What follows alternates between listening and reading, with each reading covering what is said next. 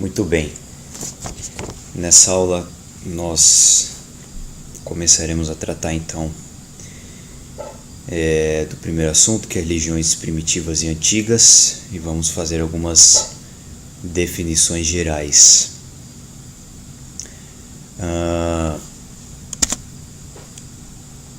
Temos aqui então a agenda da nossa aula. Vamos fazer então as definições gerais sobre religião, o porquê do estudo histórico. Precisamos localizar a religião no seu momento histórico. Vamos ver as religiões primitivas e algumas de suas características. Vamos ver as religiões antigas e algumas de suas características. E nós vamos relacionar ambas com algumas das religiões mundiais. Nós vamos ver aí quais são também as religiões mundiais. Muito bem, começando, vamos dar as definições gerais então. Do latim religio, que significa atar. A palavra religião vem de religio, que significa atar. Para os romanos, religião era o dever do homem e cultuar os deuses. Tudo que se relacionasse ao culto a deuses para os romanos, isso era religião. Na Bíblia, a palavra religião é citada somente uma vez, em Tiago 1, de 26 a 27, que trata estritamente do dever do homem para com o próximo. Nada mais do que isso, tá? Então, a gente vê lá em Tiago 26 e 27 que diz: se alguém cuida ser religioso e não refreia sua língua, mas engana o seu coração, a sua religião é vã. A religião pura e imaculada diante do nosso Deus e Pai é esta: visitar os órfãos e as viúvas nas suas aflições e guardar-se isento da corrupção do mundo. Ou seja, está relacionado diretamente com o próximo, com procedimentos do crente em relação ao próximo. Não está relacionado com o relacionamento do crente para com Deus, tá? E olhando a palavra religião na Bíblia, ela trata estritamente disso. É possível definir uma metodologia para fazer um quadro comparativo de todas as religiões? Alguns vão dizer: sim, é possível, porque você está tratando de religião, então você pode comparar, ver qual Deus que tem cada religião, você pode ver qual texto sagrado que tem cada religião, você pode ver cada conjunto doutrinário que tem cada religião e fazer as comparações, você pode ver cada conjunto de aspectos práticos que tem cada religião e fazer comparações, e enfim, alguns no âmbito geral vão dizer que sim, é possível definir uma metodologia para se fazer um quadro comparativo entre as religiões. Mas a resposta, na verdade, é não. Nós não podemos definir uma metodologia. Por quê? Porque cada religião vai partir de um pressuposto diferente. Portanto, você estudar Deus de cada religião, fica impossível você comparar o Deus de uma religião com o Deus de outra para fazer disso tirar um resultado comparativo, porque cada religião vai ter pressupostos diferentes do seu Deus. Cada religião vai ter pressupostos diferentes dos seus aspectos doutrinários, dos seus textos sagrados, dos seus aspectos práticos. Enfim, não é possível fazer uma metodologia única para sair estudando todas as religiões e fazer um quadro comparativo. Não dá. Cada religião parte de pressupostos distintos. Bom, também aqui em definições gerais, nós temos 11 religiões mundiais. Essas 11 religiões mundiais vocês vão poder ver no livro de leitura obrigatória desse curso, aonde nós vamos ter lá 4 religiões que nós podemos dizer monoteístas, né? O judaísmo, o cristianismo, o islamismo e o zoroastrismo. Dessas 4 religiões monoteístas, nós temos o zoroastrismo praticamente extinto, muito poucos seguidores hoje em dia, e aí nós vamos ter aí uma quantidade considerável de judaísmo, de judeus, né, seguidores do judaísmo, do cristianismo e do islamismo. Mas nós sabemos que dentro dessas religiões nós temos várias outras denominações, a saber, então, falando da nossa própria questão, que é o cristianismo. Dentro do cristianismo nós vamos dividir isso em catolicismo romano,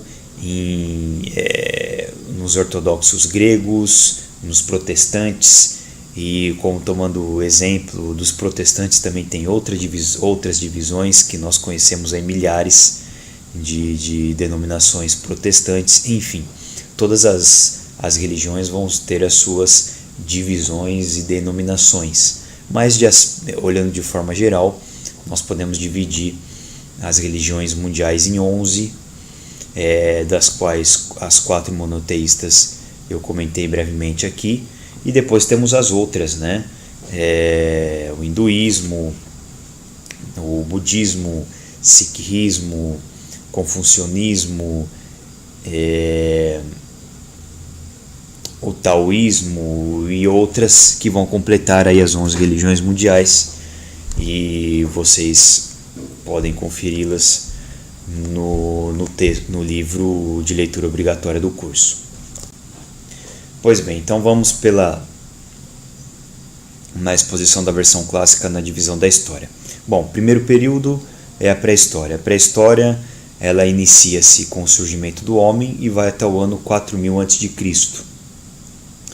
que é o marco do final da pré-história, começo da Idade Antiga, que é o surgimento da escrita. A saber, a escrita vai surgir lá no Crescente Fértil, mais precisamente na Mesopotâmia.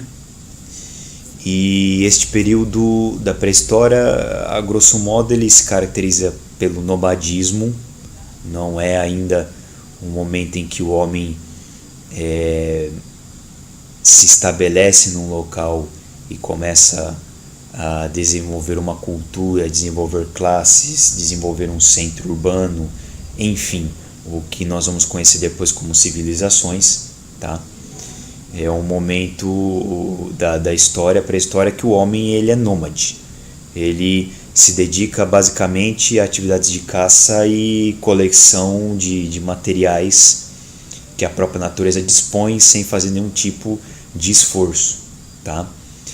É por isso que ele é nômade. Ele vai indo de lugar em lugar, e onde ele está passando, ele está colhendo, ele está caçando, ele está utilizando o que o local dispõe de recursos para ele sobreviver. Nesse período surge também algumas mudanças, né? Elas vão surgindo gradativamente, aonde o homem começa a desenvolver um tipo de agricultura, de pecuária, e aí no final então deste período que vão surgir as situações que vão determinar o final do período e o começo da Idade Antiga. No final desse período que o homem começa a ficar sedentário e que começam então a surgir as grandes cidades. Vocês têm que levar em conta que todo período ele se desenvolve, ele não começa igual e termina igual, ele começa de uma forma e termina de outra, tá?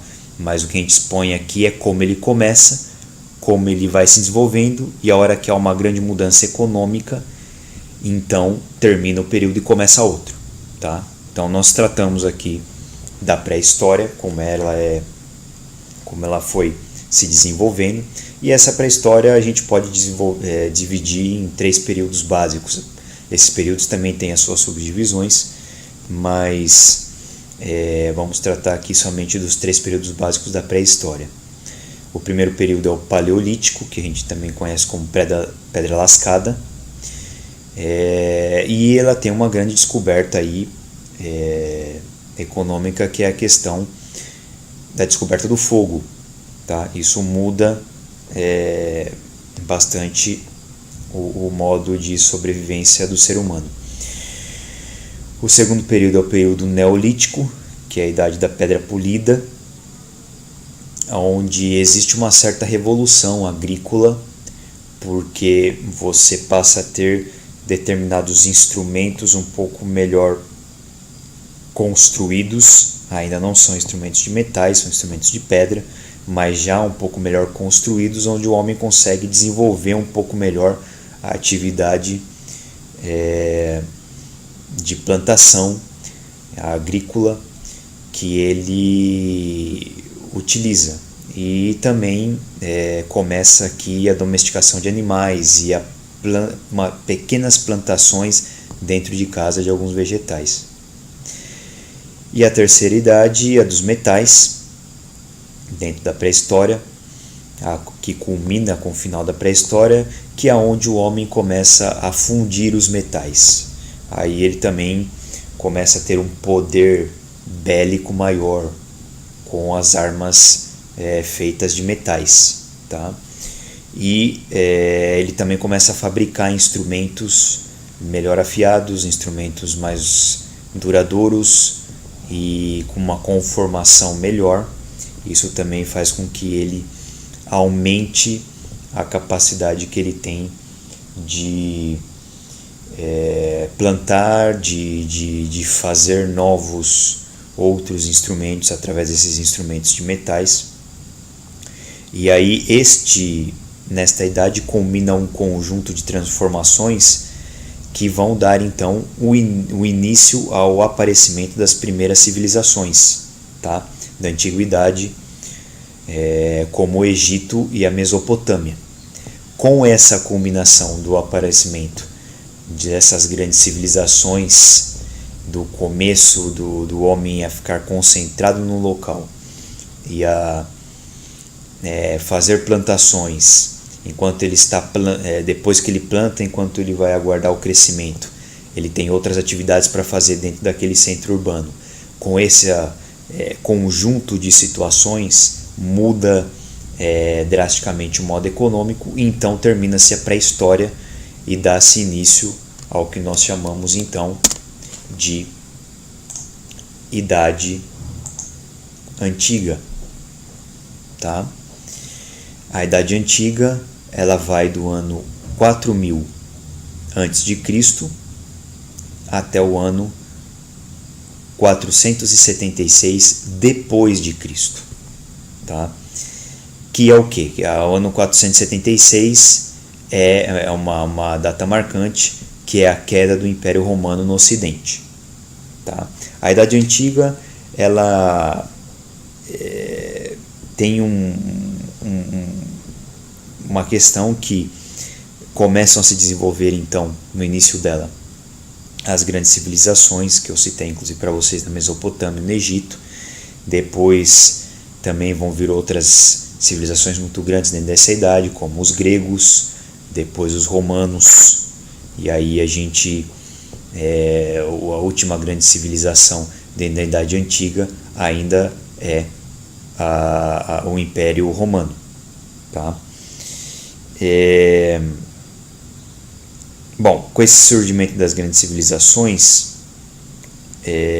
você tem um desenvolver de dos grandes centros urbanos, ele se desenvolve cada vez mais, vão se desenvolver as classes, a nobreza, o proletariado, a questão dos escravos, dos donos, toda essa nova forma econômica existente, ela se desenvolve e se expande dentro da Idade Antiga. E os grandes impérios também vão se desenvolver aí na Idade Antiga, entre eles os gregos e os romanos. Tá? Com então a queda do Império Romano no Ocidente, em 476, inicia-se a Idade Média.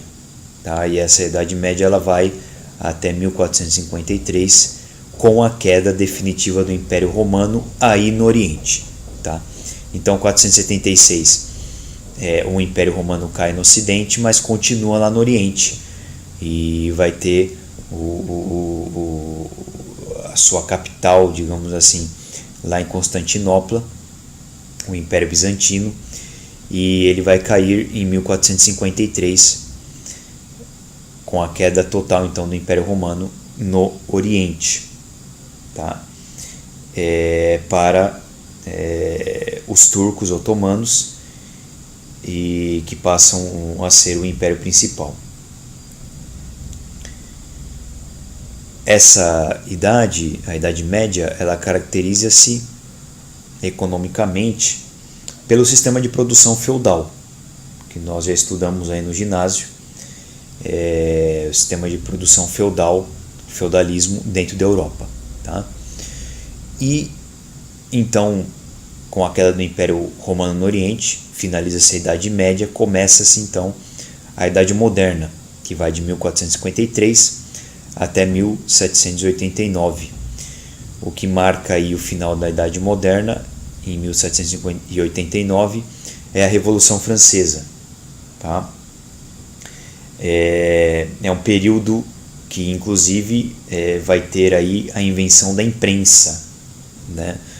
Podendo-se então fazer a cópia de escritos, livros, enfim, em larga escala. Também é nessa época que acontecem grandes descobrimentos marítimos. Não que as grandes navegações vão acontecer somente na Idade Moderna, não. Elas já vão acontecer na Idade Média, numa escala considerável, as grandes rotas marítimas, né? Mas na Idade Moderna elas são muito mais expandidas, até pela capacidade que você tem de maiores navios e uma capacidade de navegação mais pujante. Tá? Nessa época também, na Idade Moderna, vai acontecer o Renascimento, tá? Cultural. E o modo de produção capitalista começa com a Idade Moderna. Tá? O feudalismo ele praticamente entra em derrocada no final da Idade Média, e na Idade Moderna já está implantado o capitalismo como novo sistema econômico. Essa é a marca da Idade Moderna, o começo do capitalismo. Tá? E ao final então da Idade Moderna, 1789, começa a Idade Contemporânea, que vai até os dias atuais. Tá? A Idade Contemporânea, o sistema econômico continua sendo o capitalismo, com logicamente diferenças do capitalismo que nós tínhamos na Idade Moderna, né?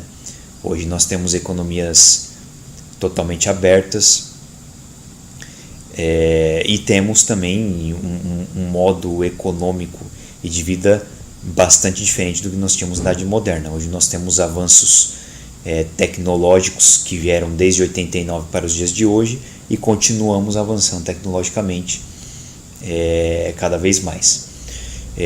Nessa Idade Contemporânea também tivemos os grandes conflitos armados com proporções mundiais. Nós nunca tivemos em nenhuma das outras idades anteriores conflitos mundiais. Tivemos conflitos locais, tivemos até conflitos que envolviam mais de 2 nações, mas de proporções mundiais, de envolver 2 ou mais continentes numa mesma guerra, nós só tivemos na Idade Contemporânea, a saber, a Primeira e a Segunda Guerra Mundial. Tá? E também algo que nós temos específico da Idade Contemporânea e dos dias mais atuais, não era dos séculos 18, 19 e, por que não dizer, em parte do século 20, nós não tínhamos a globalização. Tivemos da segunda parte do século 20 e do século atual, que é o 21, aí sim nós podemos dizer que nós tivemos a globalização, que é um mundo totalmente conectado.